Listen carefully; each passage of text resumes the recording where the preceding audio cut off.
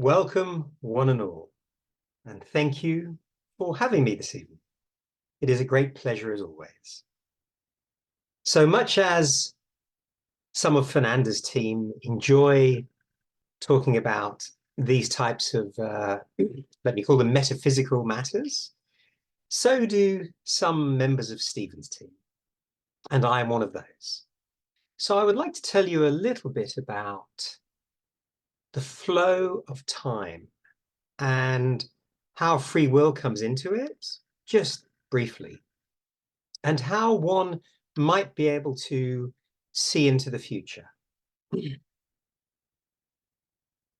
So, all things, as you know, are energy. And energy, as you know, flows. It is never constant. It is always moving, always in action, going from one place to another. If you imagine that all this energy and everything is energy. So now I am talking about every single thing, seen and unseen, within your universe. And we're just going to restrict it to that at the moment, just your universe. All that energy is flowing.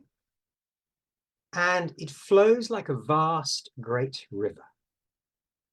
Now imagine you are standing at the shore of a river, a large river.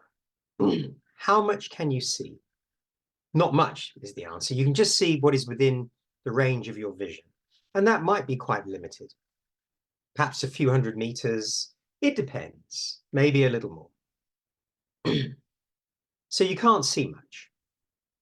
Now, if you were to find yourself in a helicopter and you were to go up, you could see more. And the higher you go, the more you can see. And this flow of energy, like a river, is manifested, well, not so much as manifested, but is constrained by what we call time. The energy cannot flow in your universe without time being present. Everything depends on time. All matter depends on time. Matter constantly changes, and the only way we know it changes is because time exists. So, as you go up in your helicopter, you see more of the river, and effectively, you see more of time, more of the energy flowing through your universe in this sequence.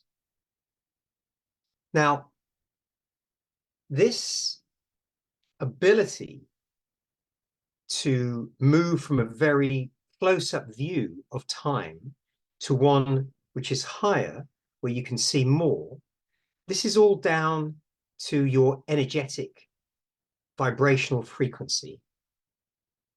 I'm going to put it this way, the purity of your energy.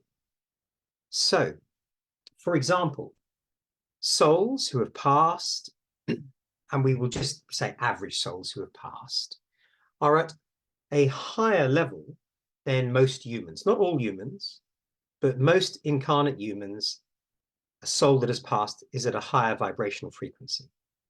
And they are able to see more of this river of time. And the higher the rate of vibration, the higher the purity of light. And remember that light is the light of God. However it is manifested within you, it is the light of God. So the more pure this vibration, in other words, the closer to God it is, the higher up in that helicopter you're able to go, and the more you are able to see.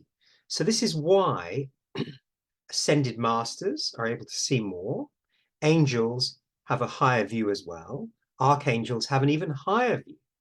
They can see more of this river of time, more of this flow of energy. So that gives you one aspect of how anybody, doesn't have to be people, are able to look down and actually see roughly what's going to happen. Now, if you also imagine that little stones are being moved around in the riverbed, yeah, this represents the choices people make. And as they move a little stone, as they make a choice, the river shifts ever so slightly. Yeah? And if people can key into those little movements on an individual basis, that is, for another individual, they may be able to see which way that river is flowing and what the likely outcome is to be. But I emphasize this, because of free will, it is a likely outcome. Consider this. If you were to tell somebody, if you go and buy a new car, because they're telling you they're going to buy a new car, and you say to them, if you buy a black car, you're going to have an accident, and that will not work out well for you. But if you buy a green car, then you will be well. And then the person goes and they buy a green car, and all is well. Well, they've actually changed the course of their lives. They were originally thinking of buying the black car, but they've changed it now. So the future has changed. What I'm trying to say is this: the future is not fixed. It is a function of your free will.